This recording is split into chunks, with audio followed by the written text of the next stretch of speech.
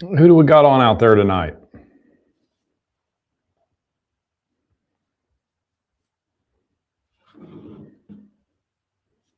Scott, good to see you, bud.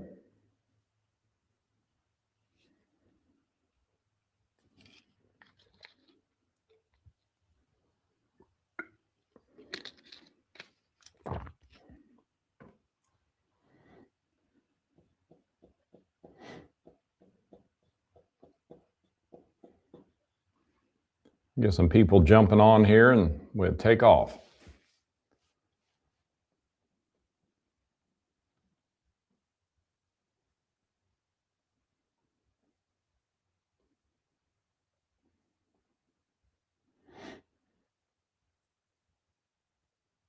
Howdy, Jim. Robert, good to see you on here. Jason, always, bud.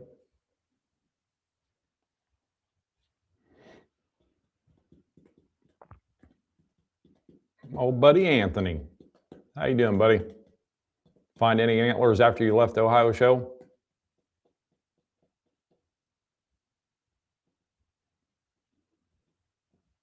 Jeffrey, good to see you. No, Mark Coleman is on here tonight. The boss lady must have told him it was okay for him to get on here. You know I got to mess with you, Mark.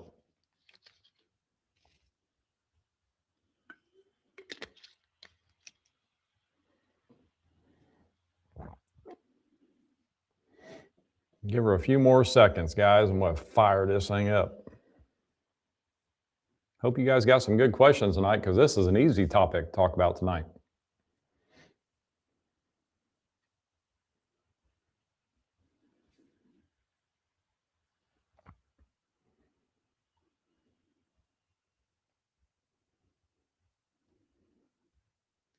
Man, Anthony, that's sad.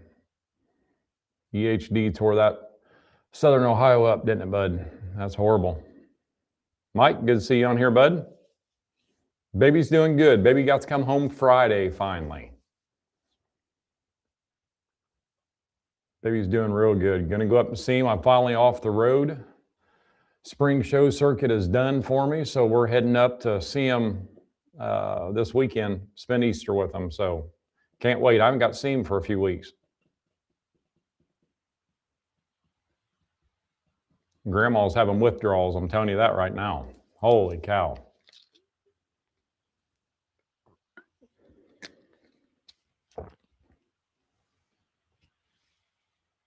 All right, I say we just fire this thing up. Mark, do I got anything that will make mushrooms grow? If I did, I'd be a multi-billionaire, I'm telling you. I'm ready. They're finding them down south right now. I'm going to go see the baby this weekend, and the following weekend I'm heading south. It should be good for the big yellows. They're finding the blacks and grays like crazy right now.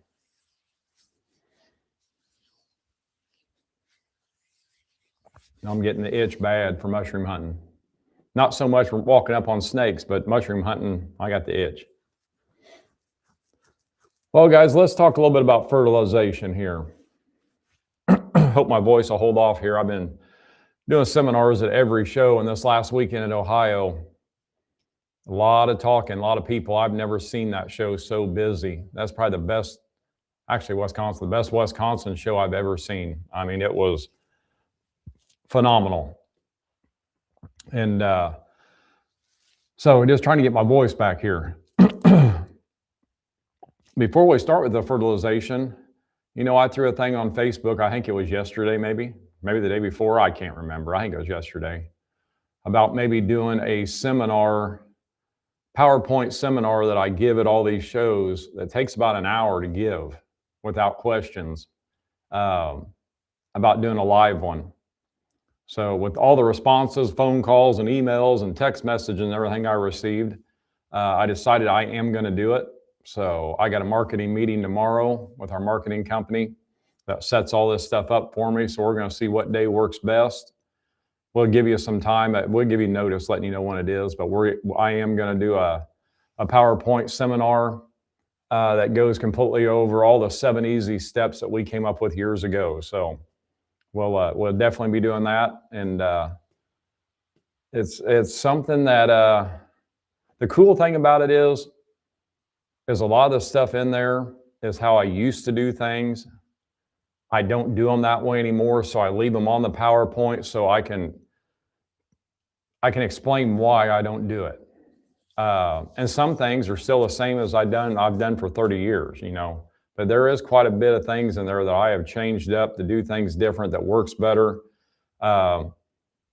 A lot of the stuff on the PowerPoint, you're probably going to recognize and go, oh, that's how I do it. Well, I'm going to explain to you on some of it why I don't do it anymore.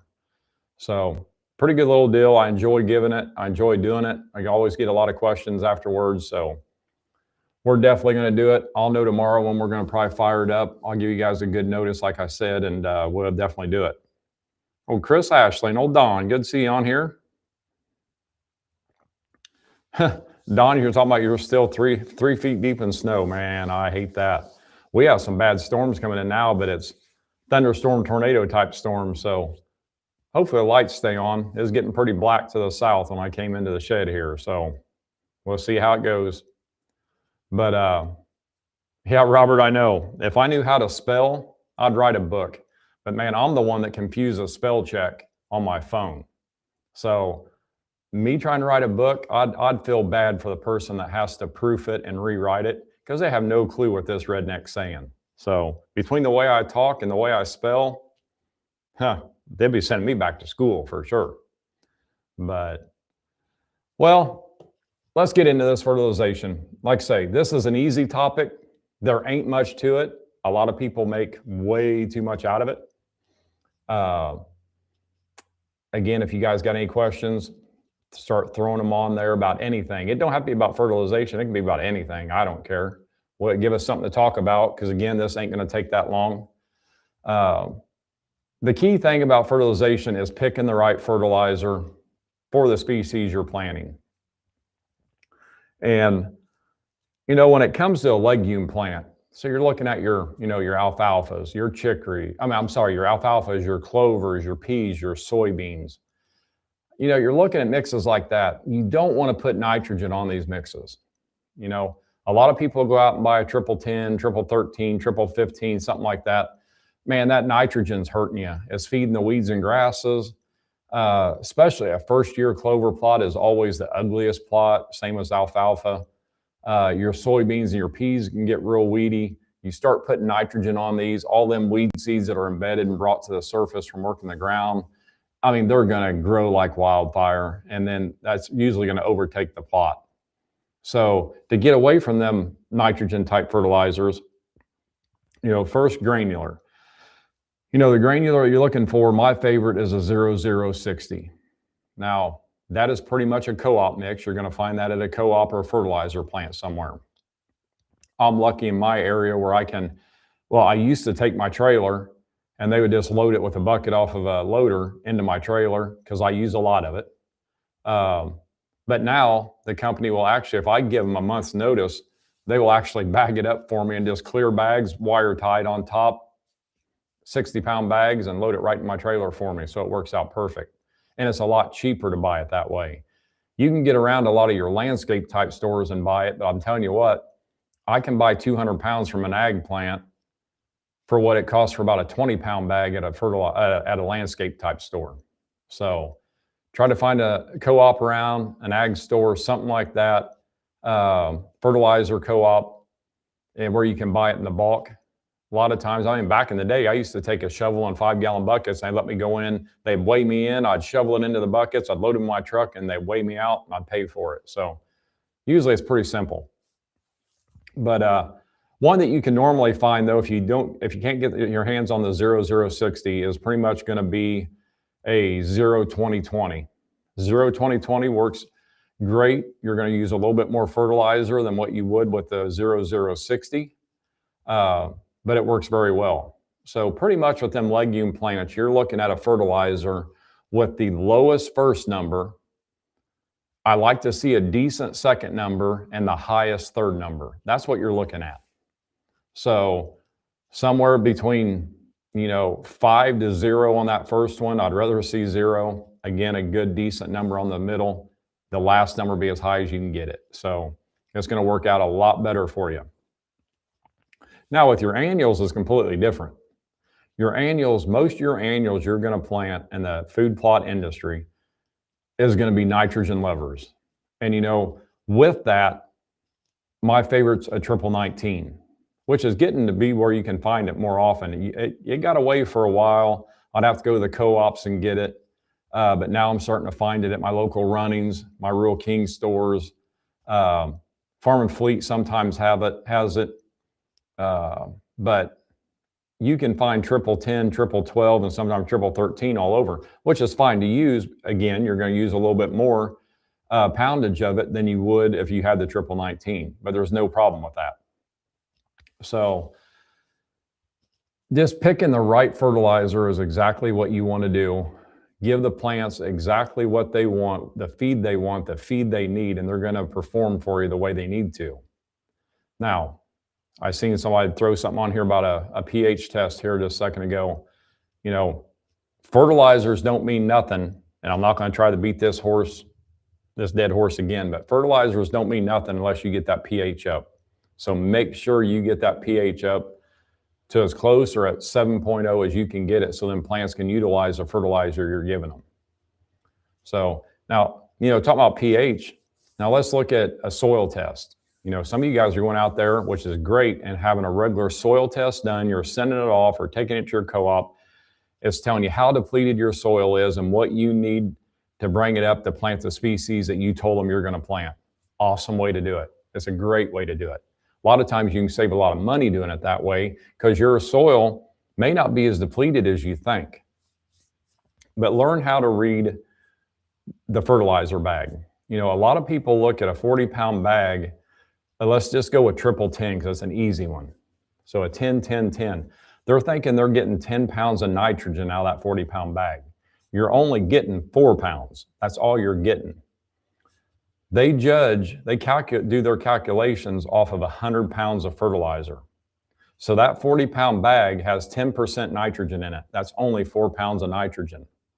So when you start looking at the soil tests and you're seeing how many pounds of fertilizer you need per acre, make sure that you're doing your calculations off of 100 pounds of fertilizer, not just one 40-pound bag or a 50-pound bag. So that's the way you really need to look at it. Just like a triple 19 in a 40-pound bag, you only have 9.5 pounds of nitrogen fertilizer in there. So, and a triple 10, and it's the same way with all your numbers. Your first, second, and third number on that nitrogen at a triple 10, you're only getting 4 pounds of each of them. The rest of it is just a filler. It's an insert filler. That's all it is. So make sure you read that correctly. Get the poundage that you actually need. Do your calculations off of 100 pounds of fertilizer and not just a single 40-pound bag or a 50-pound bag. Do it over that 100 pounds, and it'll calculate out right for you.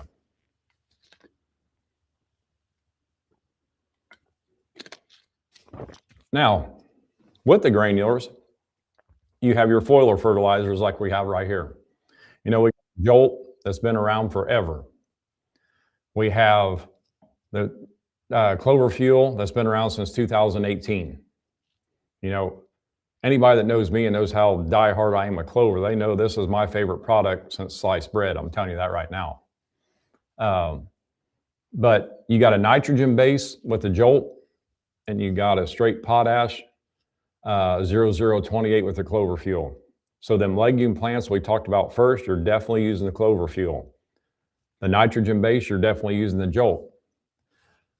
A lot of times I get asked questions, and I did this year on the show circuit a lot. Can I use these solely and not use granular? I highly recommend you not to do that. I'd like to see you get in there with the granular, get your soil built back up from being depleted. Give it exactly what it needs in that granular. And then as them plants start eating on it, and down the road, you start seeing a little yellowing of a plant, you want to give it a little kickstart or give it a boost right before your hunting season, hit it with the foliars.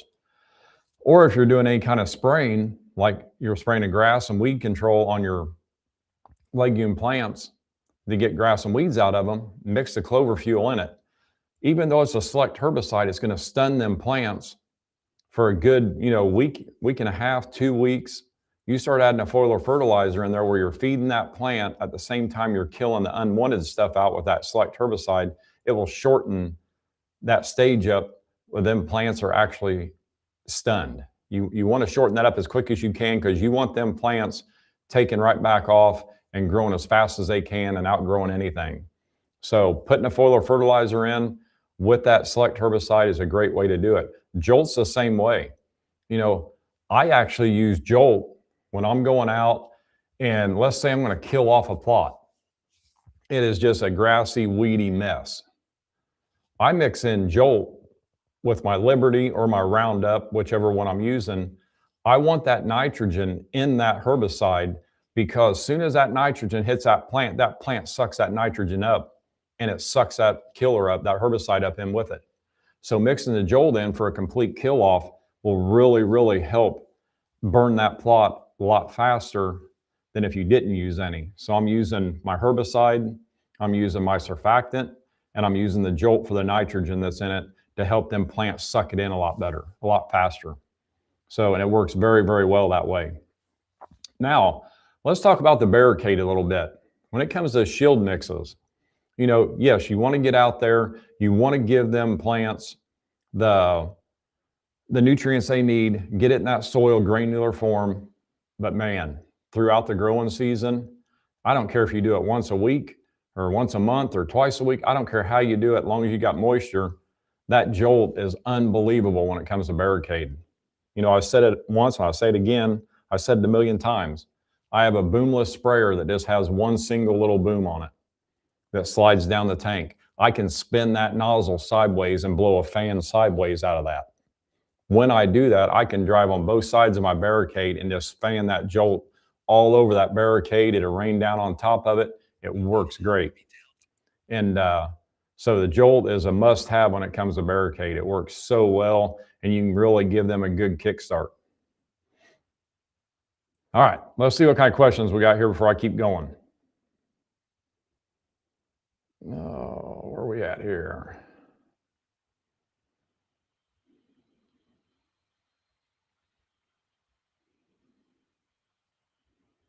Mike, send a soil test out. Good deal, man. That worked out perfect. Oh, well, John Seats, my buddy from down south, that here in 2 weeks, he's going to see me. He better have that cabin set up because I'm going to be down there staying mushroom hunting. I haven't told you that yet, John, but I'm going to be down there. Nothing like inviting myself, I guess. But I know you don't care.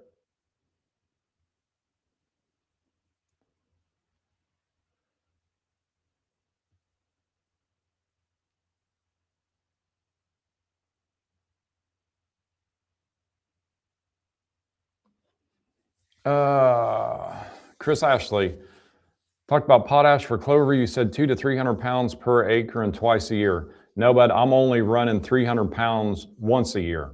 That's all I'm doing. I'm running about 300 pounds of potash per acre in the spring, and that's all I use. I just substitute clover fuel in after that. But I just run usually 300 pounds per acre of the 0060 once a year. Doug Lamb, good to see you, bud.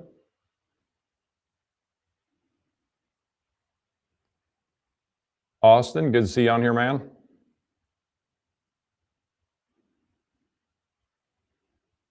Chris, talking about called the co-op today for some 0060 at 18 bucks a 50-pound bag. That's better than what you're going to find it around here. The ag plant that I get it at, I hate to even say this because you're going to yell at me.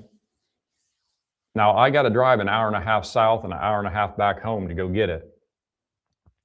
But I can buy a ton for about 250 bucks.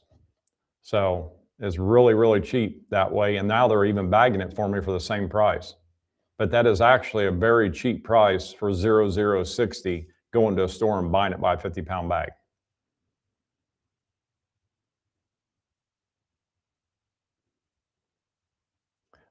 Victor's asking, what select herbicide do you recommend for the clover chicory? Well, Victor, I'll throw this up here for you real quick just so you can see it. Oh, let me find it here for you, bud. When I am spraying for grass herbicides, I'm using the clethodim. That's what I use because it's the cheapest thing that I can use. I'm a cheapskate. And then I'm using the 2,4-DB for the broadleaf killer. Now with these, you gotta spray them separate. You gotta give it a good 7 days between spraying so you don't stun the clover too awful bad. But these work very, very well for your clovers, your alfalfas, your peas, your soybeans. You can use IMOX and it'll kill both off at the same time, but IMOX costs about 10 times more than what them two jugs right there cost combined. So it just depends on the money you're wanting to spend and how you're wanting to do it.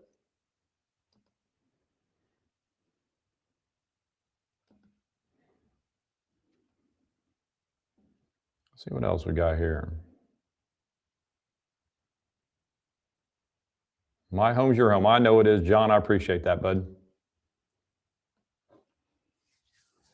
Jason's asking, how high do I let my barricade get before I start hitting it with jolt? I want the third petal to come onto the plant. So usually you're about yay tall, probably 16, 18 inches, maybe a little bit more. But I like getting that third petal on, and then I'll start spraying it.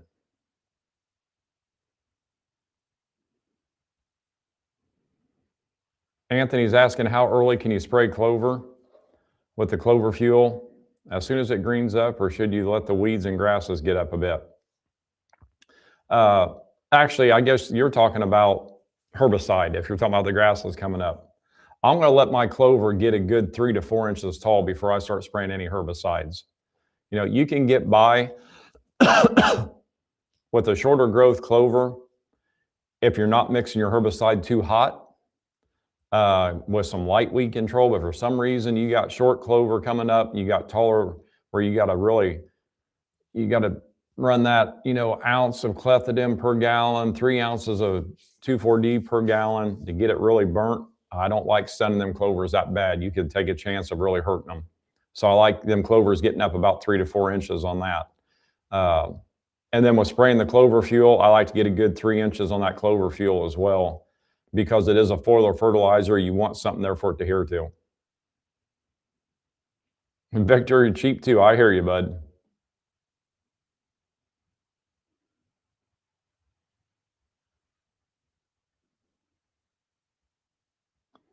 Austin's asking, what product would be your best option to plant in the spring and retail and plant another late summer? Well, it's going to depend two ways. I'm going to tell you right now, the springtime, I'm planting a clover variety. If it is a sunny area and you got a good soil, I'm using the trophy clover mix. If it is a shaded area and even poor soil, I'm using the game changer clover. So the reason I do this is because I know them clovers are going to suck nitrogen out of the atmosphere, store it in the soil. Them clovers are not going to they're not going to eat off that nitrogen. So it's going to set in there and build. And you look at an acre of clover will give you about 9 pounds of nitrogen per growing season. So what I like doing, I like planting it in the spring over all my annual mixes. And then I will come back in the fall, I will till it under and plant my annuals. So the reason I like doing it is because I'm feeding the deer with the clover, I'm feeding the soil with the clover by them sucking that nitrogen in. And then when I get them annuals planted, them annuals are going to be able to utilize that nitrogen that them clovers put in there along with the fertilizer you put in. So you're pretty much feeding the deer and giving the soil some free nitrogen at the same time. So clovers are my way to go. Again, trophy clover for the sunny, good soil areas, game changer clover for the poor soil, shaded areas.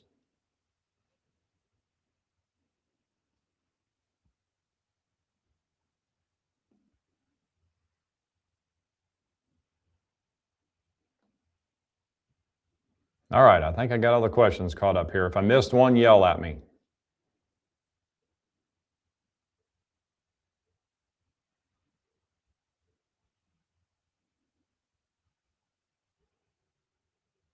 Oh, Jeffrey, if I planted buckwheat for a summer crop before fall annuals, Do I fertilize both plantings?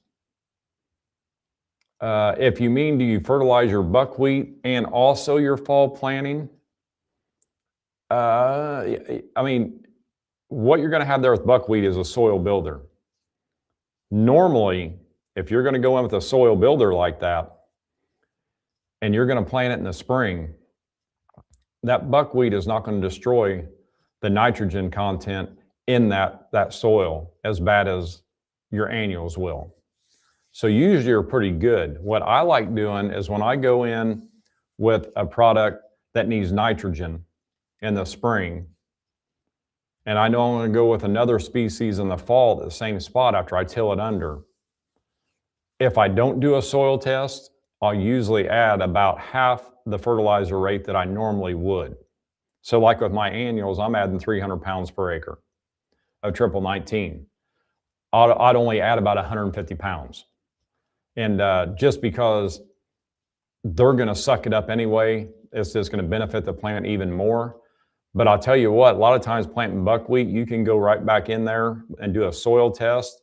And that soil test will just show you that them plants didn't hardly utilize any of that nitrogen, and you're good to go. But without doing a soil test, I would definitely go in there and put some down. Again, probably about half the amount.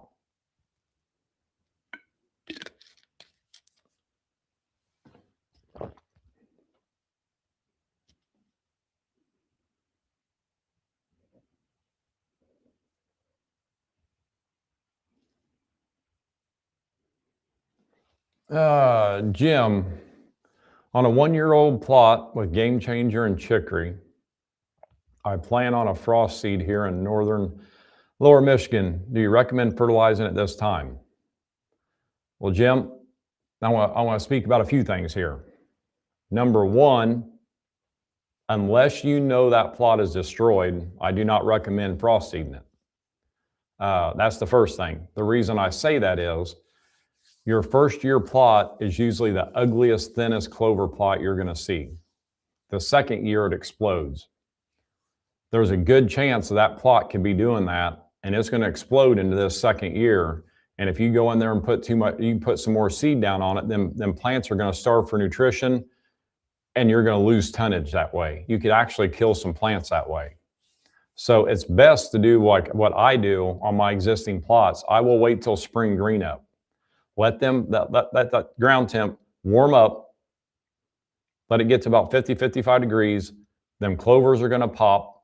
You're going to start seeing the coverage you got. If you have some bare spots, go in there and overseed right over top of them bare spots.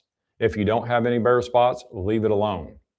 But as in the fertilizer, yes, you can fertilize now all the way up until that ground temp warms up. I've already got all my fertilizer on my clover plots. Back when it's snow and cold and nasty, I get it all put down. And same time I'm doing my lime as well. I just do it all at one time to help with that breakdown. So, but I would really steer away from frost seeding that first year plot and just see what this second year is going to bring. And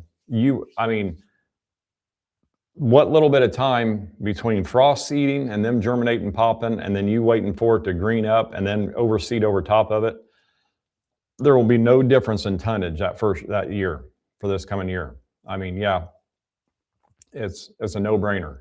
You just want to make sure you do not overseed them plots with too much seed.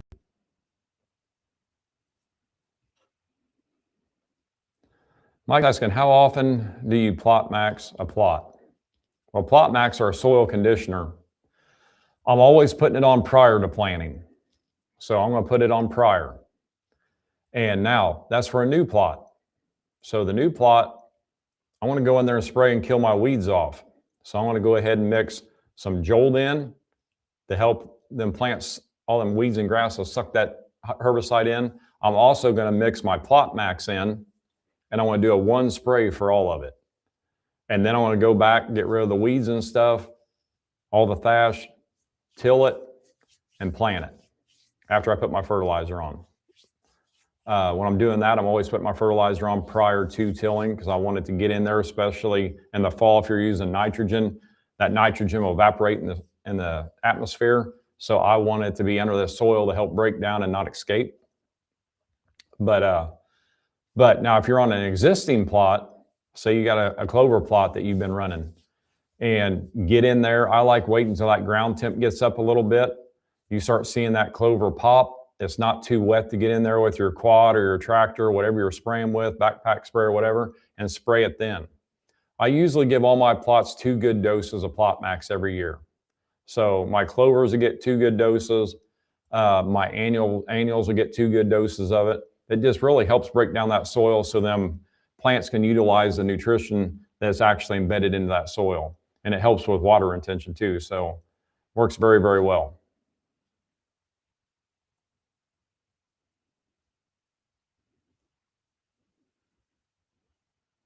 Scott actually, yeah, did a frost seed of clover behind the fall, winter, spring, and dropped on some Plot Max. Great way.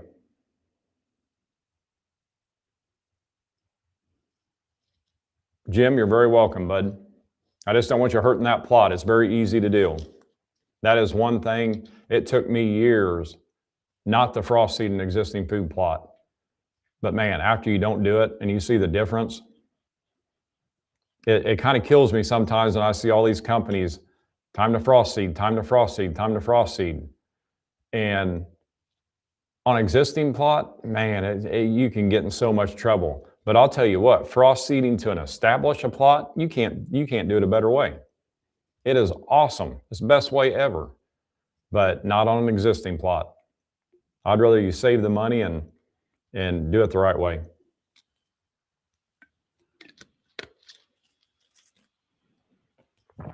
Oh, I'm getting hoarse here, guys. Make sure I didn't miss somebody. Come on, I got answers. Keep asking the questions, guys. If I don't know the answer, I promise you, I'll make something up that you'll believe. So I'm good at that.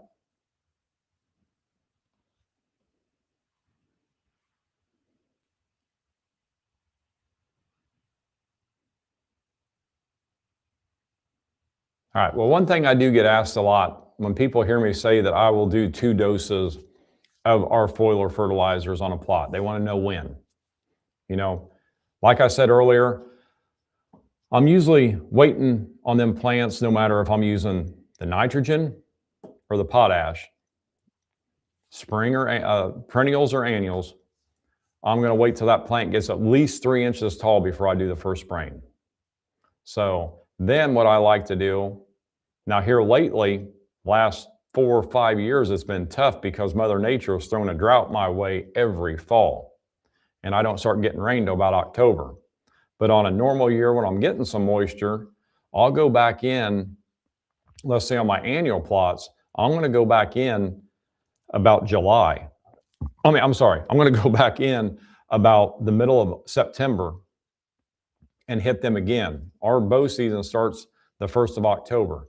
I like giving them plants a kickstart right prior to that bow season, because after the season starts, I'm not going to be back in the plots again. They are what they are.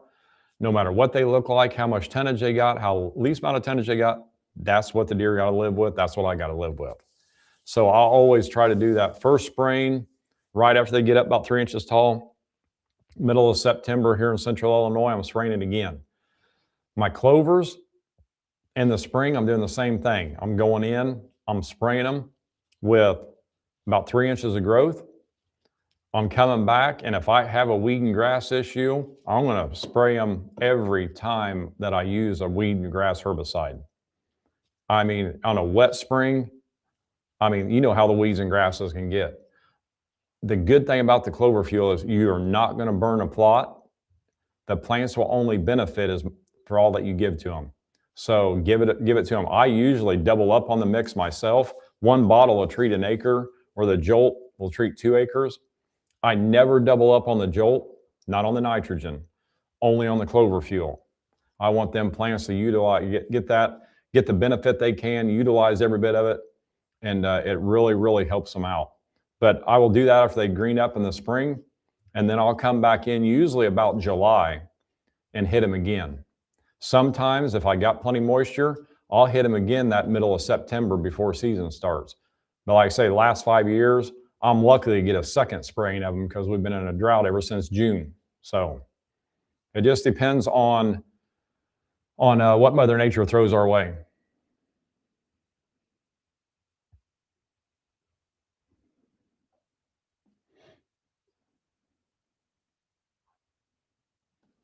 Mark's asking, explain to me again because I'm slow.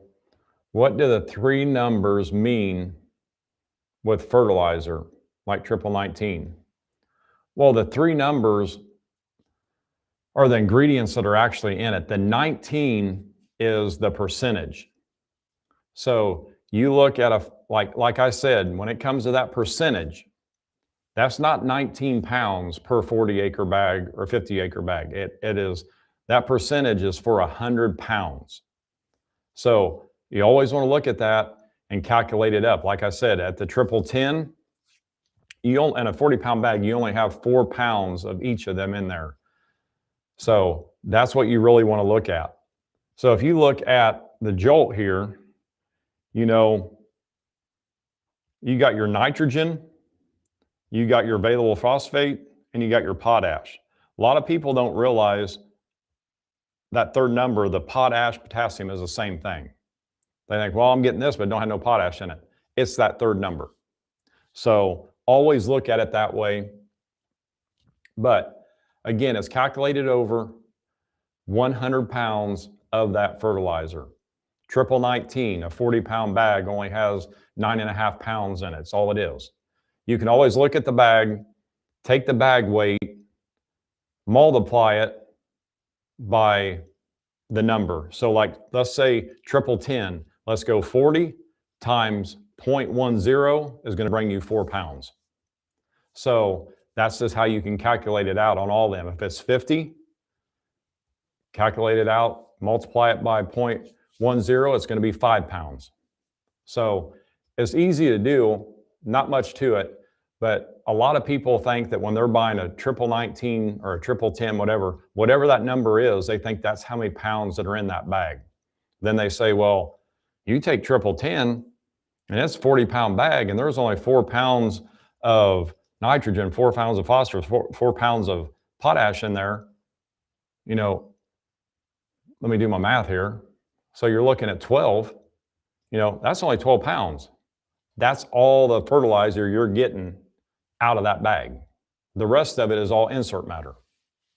So don't think that whole bag is fertilizer, because it is not.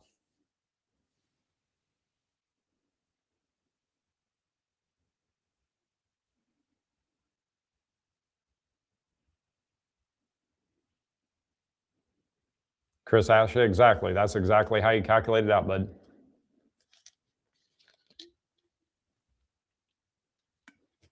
Because if you do a soil test, have a soil test done, it'll tell you how many pounds of fertilizer of each one of the NPK that you need for your plot per acre. So again, that's where a lot of people get confused when they see a bag thinking there's 19 pounds in that 19. Now there is 19 pounds if that's a 100-pound bag, but it's not. Usually you're going to have a 40, 50, possibly a 60-pound bag, but you're not going to have a 100-pound bag unless you have one filled.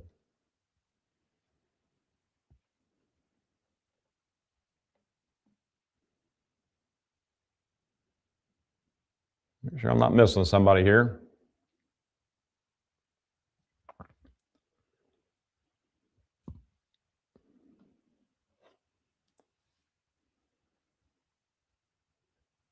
Mark's asking why they add insert matter to bags of fertilizer for spreading applications. Just like, it's kind of like well, I shouldn't say a nurse crop and seed, but it's similar. Just like when people have an issue spreading out clovers, alfalfas, or honey hole mix, have a trouble getting that dialed in just right where you're not overseeding too heavy in areas. So we'll go out there and we'll put cereal rye or we'll put forage oats in it to help thicken that up, to help disperse it out easier. That's that's one of the main reasons that there will be insert matter in there. And if you think about it,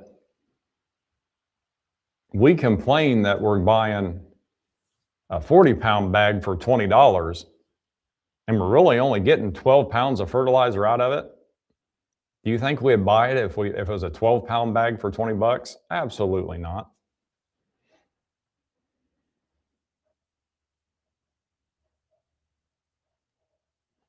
Brian, I understand if they say need a college education. Absolutely, you do not, bud. This is the easiest stuff ever. I start rambling. There's a lot of things I should probably never say because I don't need to say it. You know, I like telling people what to look for, but 99% of the time you're never going to need to anyway. You know, the thing I can say when it comes to fertilizer, if you just want to make sure that you can do it the easiest way and not have to worry about all the stuff, get one of our bags, flip it over. It's going to tell you when we test that product what fertilizer we recommend and how many pounds per acre. Put that amount of fertilizer on, you're good to go, bud. So that's the simple way. But if I'd have said that, then the show would have been over with 45 minutes ago. But no, it's as simple as that. I'm making it harder than it sounds. But believe it or not, I get a lot of people call me up after these shows and say, I wish you'd go more into depth. Sometimes going into depth is not the greatest thing. So I'm the guy that likes it the easiest way. And again, that's why I say grab one of our bags. All of our products have the recommended rate and the recommended fertilizer that we use when we test the product to get the best tonnage and sweetness out of it and the highest protein, highest nitrogen. So it's going to have that on there. Go by them directions on the back of that bag by how many pounds per acre of that certain fertilizer, and you're good to go. If you can't find that certain fertilizer, get something very close or call me and I'll help you out with it. So it's easy to keep it simple, or it's easy to explain. I just saw Jason's post there. It's easy to make too much out of it, and I'm good at making too much out of it because my brain never shuts off. I want to learn everything I can about it because I'm the guy that gets asked these questions. I get asked them all the time, so I got to know, and I need to learn, and I learn every day something different. So again, if I'm making it too hard, you do it the easy way. 99% of the people planting food plots, 75% of the people planting food plots will never do a soil test and send it off to even know what kind of nutrients are in their soil. That's why we put the recommended rate and fertilizer on the back of our bags for us, for you.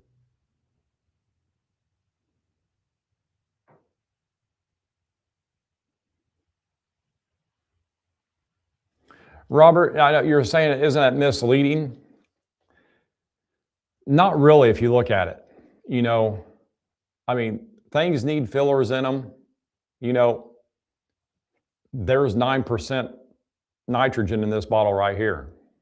What's the filler in this bottle? It's water, you know? So you got 9%, 17%, and 8%. So there's going to be fillers and stuff like that.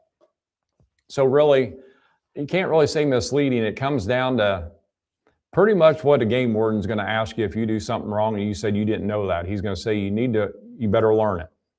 That's kind of the thing there. I mean, there's a reason, again, for the filler on the fertilizer. If you didn't have a filler in that fertilizer and you dropped that, you only needed 12 pounds of fertilizer on your 12-acre plot, there is no way you could ever spread it out over that 1-acre plot. You need the fillers in there to help disperse it out. So to get it out there instead of putting it all in one little area. So there actually is a reason for that. But I can understand exactly what you're saying. It is kind of misleading until you look into it.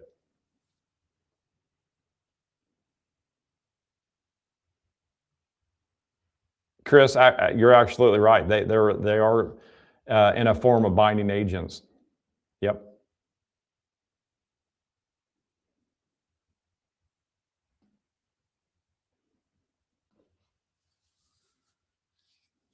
Rob, you're asking the granular fertilizer, liquid fertilizer, which one is best suited for food plot applications? They both have their purpose.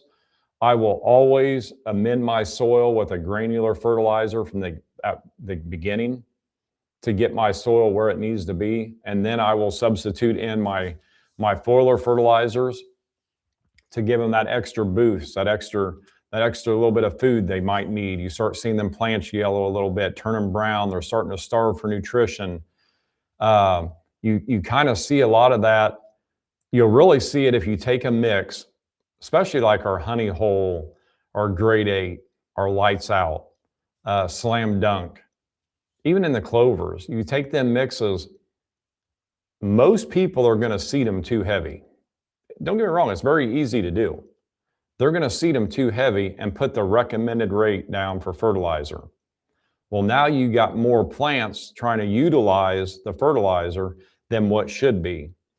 So they're going to start starving each other. You'll start seeing that browning, that yellowing. That's when the foliar fertilizers are worth their weight in gold to get them back up and going.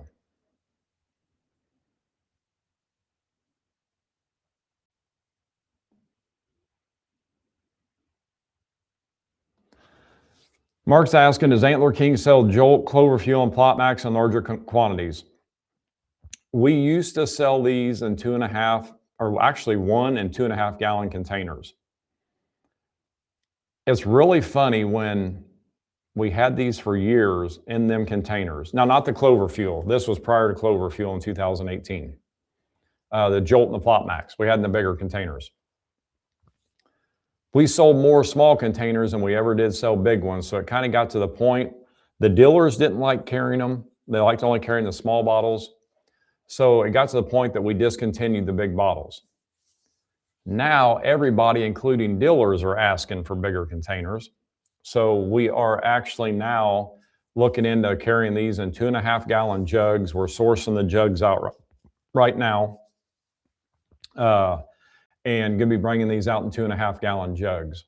So right now, with all of our Plot Max, our Jolt, and our Clover Fuel, what we end up doing is, it's just like buying a 40-pound bag of seed. It's cheaper to buy that 40-pound bag than it is that little half-acre bag and add it all up. So, or buy 40 pounds by the 3.5-pound bag. So online, if you ever get online and you look at our product, see the price of it, these come in 4-packs.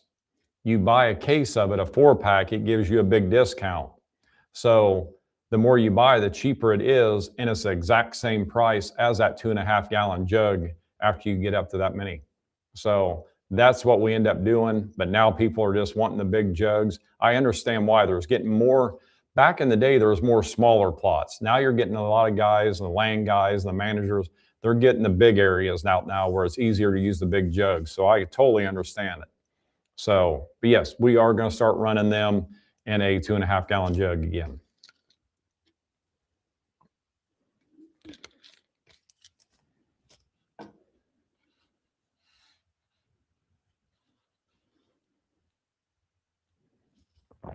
See what I missed here. Mike, you have a good night, bud.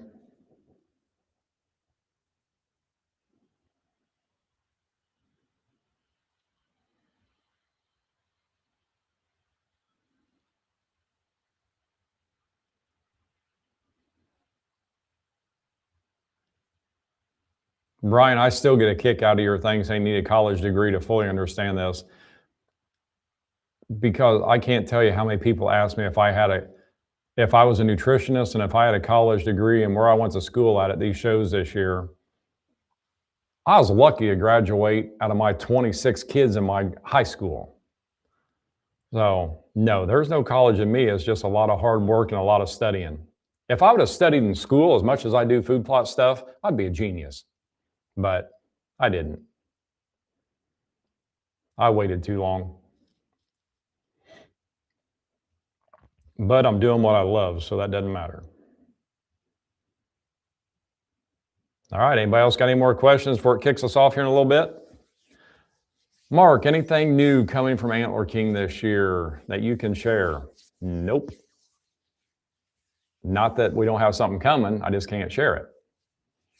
Yes, we do have a new product coming this year. So, knock on wood, we're working on all the packaging right now that it's out for the fall planting. So that kind of gives you a little hint that what it could be. So, and there may be a few more things there too. But then will be probably a January reveal, where this other one we're wanting to get it out for this fall planting. So we'll see.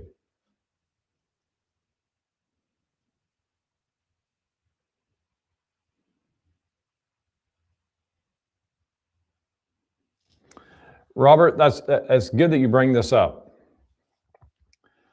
So speaking of dealerships, retail stores, the tractor supply stores here in my area don't carry anything but the blocks. They will have to order anything that Antler King sells. Here's the reason for that. It's not the store, it's the buyer for the store. The buyer of the store is the one that buys the product for the year. And he decides on what store gets what product. So that's why if you go into certain tractor supply stores, and this goes for all key account stores, big retail. But if you go to certain TSCs, you'll see more products in one store, and they won't even have SKUs for them in the other one. It just depends. They kind of float stuff around different ways to see what sells better. Some TSC stores don't even carry our product or even our competitors' product.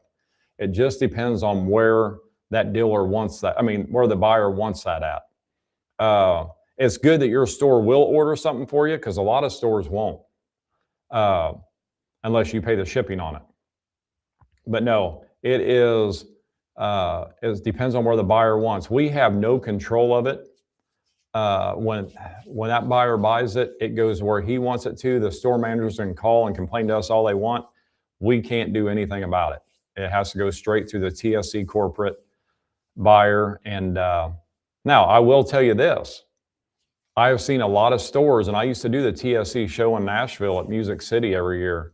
And I've seen where, and that's actually a show where all the managers are at, and they come and see our new products, talk to us. Great show. There was a lot of stores in Big Deer Country that weren't carrying it. And, they start talking to the buyer, and then he'll start bringing some in. So the more you look for this kind of stuff and your buddies look for it, talk to that store manager. Maybe he can get them on board to bring a few more things in.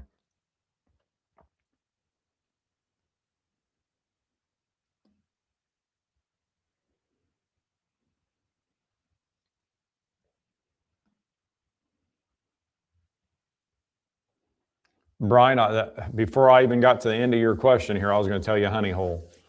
What do you recommend someone to plant when surrounded by corn and soybeans? I've had great luck with honey hole. That was my answer right there, bud. You cannot beat the honey hole for that.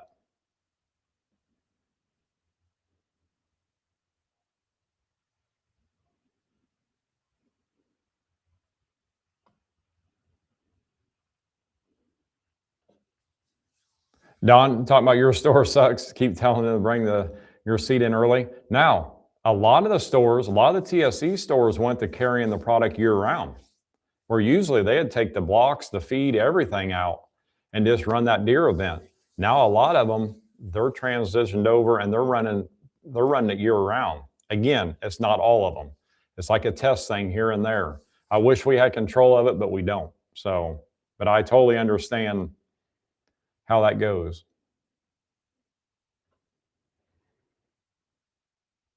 All right, guys, we got about 3 minutes before they're going to shut me off here. You got something else, just let me know. I'll help you out in any way I can here before the red flag starts flashing here.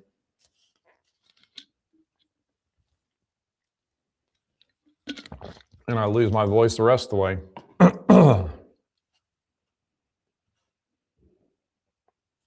John Seats, have a good night, bud. Chris Ashley, have a good night. Appreciate you being on here.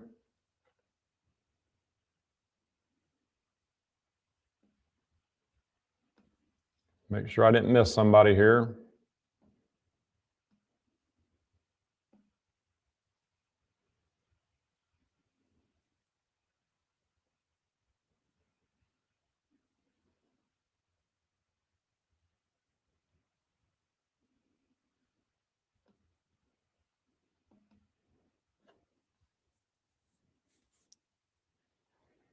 Jason, you're welcome, bud. Yep, your order's already been processed, man, so you should be getting it before too long. I appreciate it. All right, guys, we're going to jump off here for the night. You guys have a great night, and we'll see each other in a couple weeks here. Take care. Be safe.